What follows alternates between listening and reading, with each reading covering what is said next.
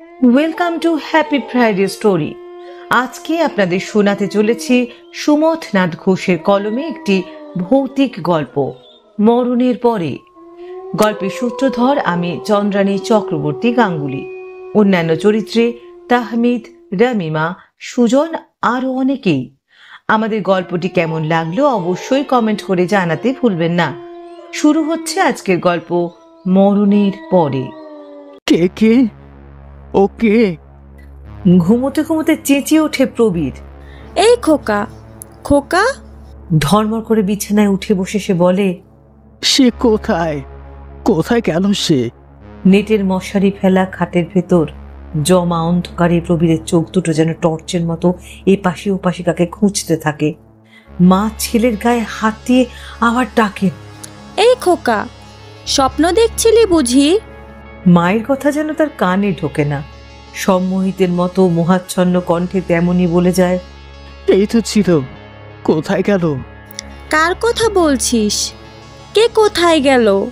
মায়ের গলায় এবার বিরক্তি প্রকাশ পায়। সেই যে, সেই মেয়েটা আমায় ডাকছিল হাত ছাড়ি দিয়ে। কি সুন্দর ধবধবে সাদা তার হাত, আর সরু সরু আঙুল। তখনও ঘুমের ঘোর কাটেনি। মনে করে মা তার হাতটা ধরে আরো জোরে জোরে ঝাঁকানি দিয়ে বললেন, স্বপ্ন দেখছিস নাকি?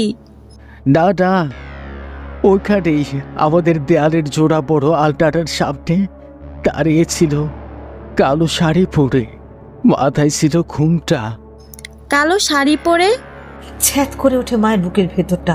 সঙ্গে সঙ্গে বলে ওঠেন, মুখটা কার মতো দেখতে? তা জানি না, মুখটা তো তার দেখতে পাইনি। ঘুমটা টানা ছিল, শুধু নাকের আধখানা থেকে মুখের নিচের দিক ও পাতলা ঠোঁটের ফাঁক দিয়ে মুক্তোর মতো দাঁতগুলো কবার দেখেছি।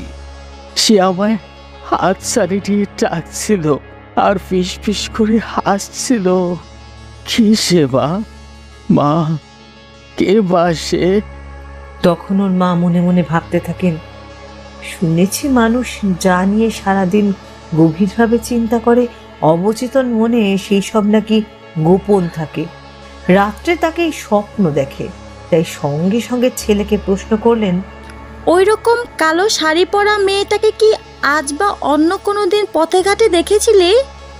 না মা, তবে হ্যাঁ, এর আগে, বেশ কয়েকদিন আগে যেন ঘুমের ঘোরে ঠিক এরকমই কালো শাড়ি পরা ছায়ার মতো মূর্তি দুবার দেখেছিলাম।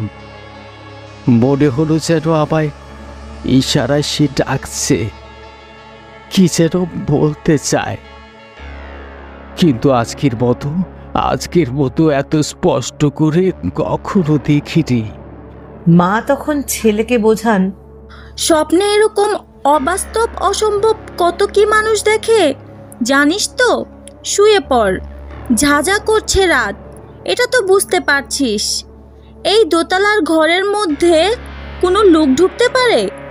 হ্যাঁ, কিন্তু আজ এত স্পষ্ট দেখেছি যে কিছুতেই বিশ্বাস করতে পারছি না যে এটা স্বপ্ন। প্রবীর ভালো ছেলে, কেবল লেখাপড়ায় ভালো নয়, চরিত্রবান, আদর্শবাদী। ওকে দেখলে মনে হয় স্কুলে পড়ে, কিন্তু সে সেন্ট জেভিয়ার্স কলেজে পড়ে, পার্ট 1 পরীক্ষার্থী। ওর বাবা কেন্দ্রীয় সরকারের একজন উচ্চপদস্থ কর্মচারী, দিল্লিতে থাকেন। ওর মা তখন প্রবীরকে বলেন, এত রাত পর্যন্ত জেগে জেগে পড়াশোনা করতে তোকে বারণ করি, তা কিছুতেই শুনবি না। বেশি পড়ে মাথা গরম হয়ে যায়, তাই যা তা স্বপ্ন দেখিস। কাল থেকে ঘড়িতে 10:30 বাজলেই শুয়ে পড়বি, আমি আলো নিভিয়ে দেব ঘরের। বারে আর 2 মাস 3 দিন বাকি পরীক্ষার, এখনই তো বেশি পড়ার সময়। পড়ো না বাবা, সারাদিন ধরে যত পড়ো, রাত্রে কেন? ডাক্তাররা সবাই বলেন ভালো ঘুম রাত্রে না হলে শরীর খারাপ হয়, ব্রেনও দুর্বল হয়ে পড়ে। মাকে প্রবীর খুব ভালোবাসে, তাই মায়ের কাছে না শুলে এখনো তার চোখে ঘুম আসে না। নইলে ওর পরের যে 2 বোন, তারা তো পাশের ঘরে আলাদা থাকে। ভাই বোনেদের ভেতর মাঝে মাঝে এনে ঝগড়া বাঁধে। বোনেরা বলে, তুই তো বড় খোকা, মার কাছে না ঘুমালে ঘুমাতে পারিস না। ছোট বোনের বয়স 10 বছর। রাগটা তারই বেশি দাদার ওপর, কারণ তার ন্যায্য অধিকার থেকে দাদাই তাকে বঞ্চিত করেছে, এই তার ধারণা। এর জন্যে মনে মনে সে দাদাকে বেশ হিংসে করে। অথচ দাদার ওপর মায়ের এই পক্ষপাতিত্ব দেখে ও মুখ ফুটে কিছু বলতে পারে না, শুধু মনে মনে গজরায়। আর রাত্রে শুয়ে শুয়ে দিদিকে বলে, মা সবচেয়ে বেশি ভালোবাসে দাদাকে, না রে দিদি? অমন কথা বলতে নেই, মার কাছে ছেলে মেয়ে সবাই সমান। বেশ কদিন পরে আর এক কাণ্ড ঘটল। এবার স্বপ্ন দেখে প্রবীর চেঁচিয়ে উঠল না, সম্মোহিতের মতো বিছানা থেকে নেমে ঘরের দরজা খুলে সিঁড়ি দিয়ে নিচে সদর দরজার খিল খুলে একেবারে রাস্তায় বেরিয়ে পড়ল। আর সেই কালো শাড়ি পরা ঘোমটা দেওয়া মূর্তিটার পেছনে চলতে থাকে। সে যেন এবার তাকে হাতছানি দিয়ে ডাকতে ডাকতে ঘর থেকে পথে টেনে নিয়ে আসে। নিচের সদর দরজায় খুট করে শব্দ হতেই হঠাৎ প্রবীরের মায়ের ঘুম ভেঙে যায়। খোকা, কিসের শব্দ হলো রে? আলোটা একবার জ্বালাতো। বলেই ছেলের গায়ে হাত দিয়ে তাকে জাগিয়ে দিতে গিয়ে তিনি চমকে ওঠেন। কোথায় খোকা? বিছানা যে শূন্য। সারা বিছানা হাত বুলিয়ে দেখেন, ধর্মর করে বিছানায় উঠে বসতেই বুকটা তার কাঁপে থরথর করে। ঘর তো অন্ধকার, তবে খোকা গেল কোথায়? খোকা, খোকা, খোকা খোকা বলে ডাকেন, কিন্তু কোনো সাড়া শব্দ নেই। খাট থেকে নেমে এসে তাড়াতাড়ি আলোটা জ্বালালেই আরো যেন বুকে স্পন্দন বেড়ে যায়। বাথরুম তো ঘরের সঙ্গে সংলগ্ন। ঘরের ভেতর দিয়ে ঢোকার দরজা সেটা বন্ধ, শিকল টানা রয়েছে। তবে এত রাত্রে দরজা খুলে সে গেল কোথায়? দেওয়ালের বড় ঘড়িটা টিক টিক শব্দ করছিল। তার দিকে চট করে তাকাতেই বুকে রক্ত হিম হয়ে যায়। তখন রাত্রি 2টো। ও মা, এই রাত দুপুরে ছেলে আমার গেল কোথায়? শিউরে ওঠে তার সর্বাঙ্গ।